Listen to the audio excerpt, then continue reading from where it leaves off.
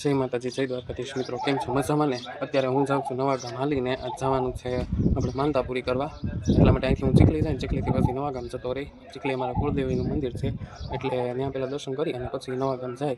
અને અમારી માનતા છે, અમારા ગાયના વાછડાની માનતા હતી, જે બીમાર પડ્યો હતો ને એના માટે.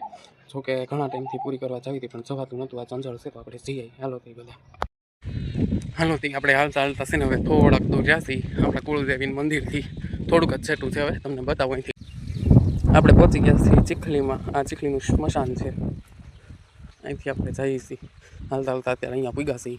જરા બધી મસ્ત ને કરેલું છે, આજુબાજુમાં આખું ગામ છે. હાલો તે હમણાં આપણે મંદિરે પહોંચી જઈશું. ફાઇનલી આપણે આપણા કુળદેવીના મંદિરે પહોંચી ગયા છીએ. આ અમારા માતાજીનું મંદિર છે.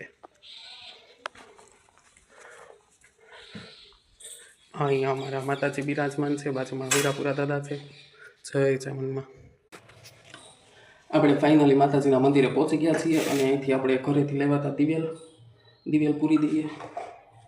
દિવેલ એટલે કે ઘી, ઘણા ખ્યાલ પણ હોય, ના પણ હોય. માતાજીના મંદિરે પહોંચી ગયા છીએ. હવે દીવા કરી અને શ્રીફળને વધેરી નાખીએ.